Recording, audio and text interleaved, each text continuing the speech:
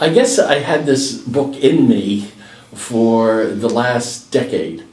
I was president of St. Mary's University of Minnesota. It's a Catholic university.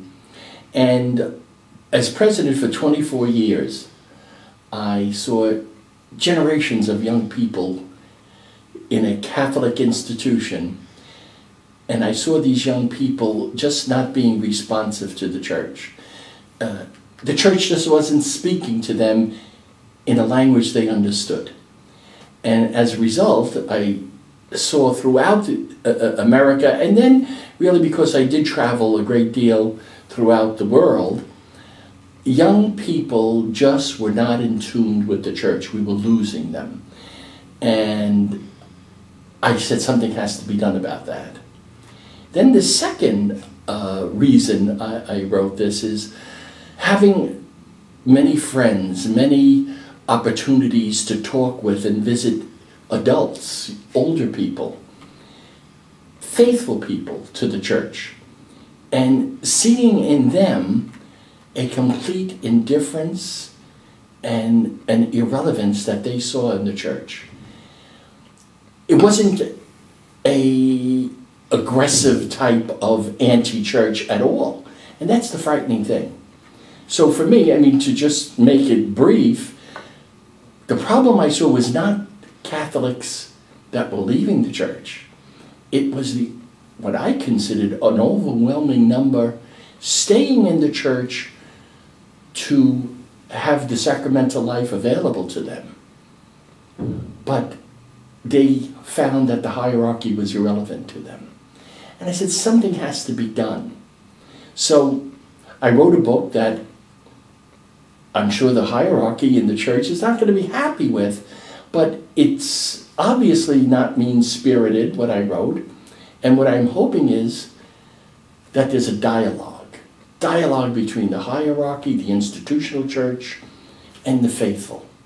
And that's why I wrote the book. We need to make sure that the church is relevant in this day and age.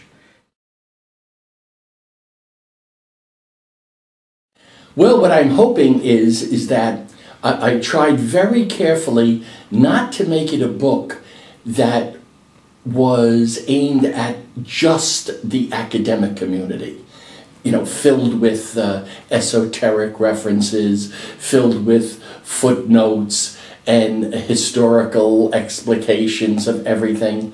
I try to make it direct, careful to be sure of the facts and ideas, and I think the uniqueness of the book is that it speaks to people in an understandable way, in a way that people look at it, hopefully, read it and say, you know, I was thinking about this. That's what I thought, but I didn't know how to say it. So I hope I'm giving people a concept and an understanding to express their feelings, because I believe my thoughts are what I see as most faithful Catholics today as believing.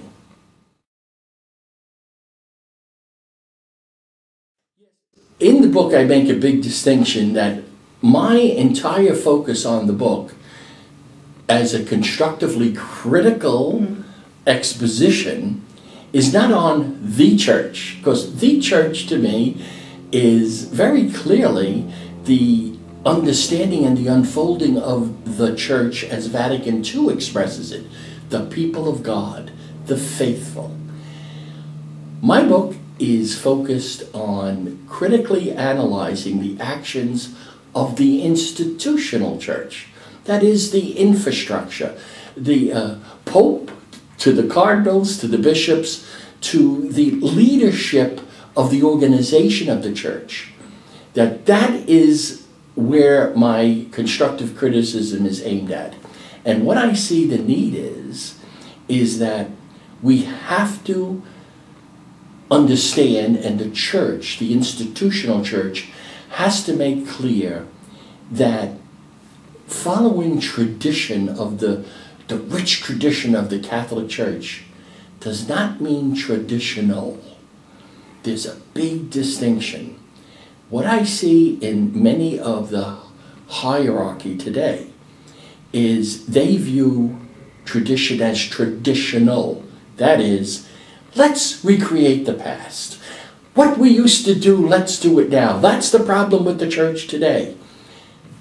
In my opinion, that's absolutely wrong. The tradition of the church was, is, and will be the idea that tradition is a means of the Holy Spirit talking to the faithful, speaking to the faithful through a faith experience, through a personal relationship, and reading the signs of the time. I'm sure everyone heard that. Reading the signs of the time. And if you read the signs of the time, that is what should then propel us to create a future. To create the future of Christ. Christ lived 2,000 years ago in a world that just does not resemble today. It was a different world.